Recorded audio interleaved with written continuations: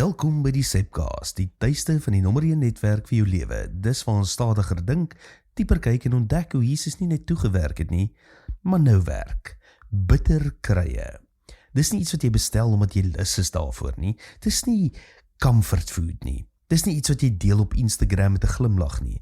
Dis die tipe smaak wat jou gesig laat skeef trek, wat jou herinner, iets is nie reg nie.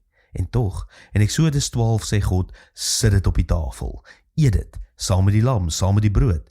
Dis vreemd, want as jy 'n maaltyd ontwerp, kies jy mos wat lekker is.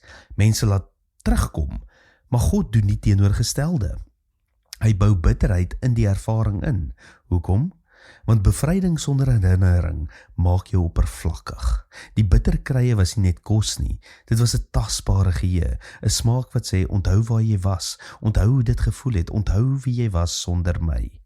En hier is die ding wat ons maklik mis. God red nie net mense uit slawerny nie, hy red hulle uit vergeetachtigheid. Want as jy vergeet, gaan jy terug.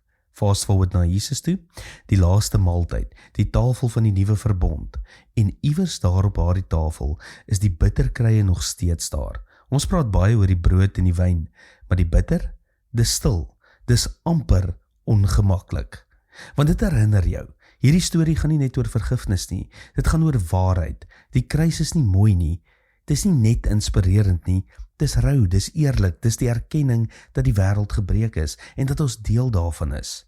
Maar, en hier draai alles, jy eet die bitter saam met die lam, nie alleen nie, nie sonder hoop nie, saam. En dit verander alles. Want ware spiritualiteit is nie om jou pyn weg te druk totdat jy reg voel nie. Dis om dit te vat, dit te benoem en dit in God se teenwoordigheid te sit. Die evangelie sê nie, fix jouself en kom dan na my toe nie. Dit sê, bring wat bitter is en kom sit. En eerlik, dis presies waar baie van ons vandag leef. Ons raak slim met ons pyn. Ons bestuur dit, ons vermy dit, ons skrul daaroor, ons hou dit professioneel, beheerbaar en stil. Maar intussen vorm dit ons in die donker, om dit eenvoudig te maak. Wat jy weier om te noem, kan jy nie genees nie. So hier is die vraag, wat is bitter in jou lewe? Wat jy nog nie tafel toe gebring het nie.